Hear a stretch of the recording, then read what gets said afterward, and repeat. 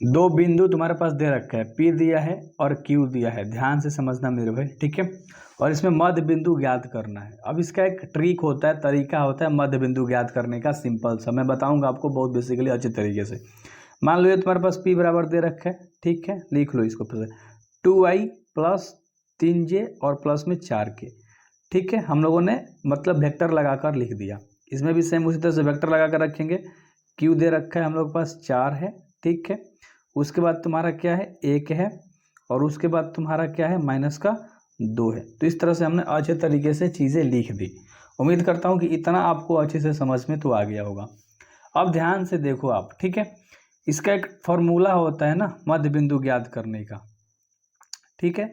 मध्य बिंदु ज्ञात करने का सिंपल फार्मूला होता है जिसे हम आर से सूचित करते हैं। ए का वेक्टर, मान लो यहाँ पी क्यू के फॉर्म में है ना, तो लिखो पी का वेक्टर प्लस क्यू का वेक्टर बटा में 2, यानी कि इन दोनों को जोड़ दो और 2 से भागात कर दो, बस तुम्हारा आंसर आ जाएगा। बहुत बेसिक तरीके से चीज़ें बताऊंगा, ठीक है। तो लिखो 2i plus 3j plus 4k, चीज़ें लिख दिया इतना हम लोगों ने, ठीक है। उसके बाद इस वाली चीज़ को लिखना है जोड़ के, ठीक है। क्या है 4i कैप है प्लस 1i कैप है माइनस में 2k कैप है। इस तरह से हमने चीज़ों को अच्छे तरीके से लिख दिया। अब इन सब को i के साथ i जोड़ दो तो 6 हो जाएगा तुम्हारा, क्योंकि 2i और 4i, तो 6i कैप हो जाएगा।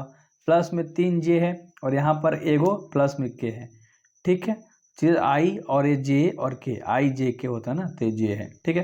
तो j के साथ जाएगा तो क्या हो जाएगा 4j, ठीक है मेरे भाई।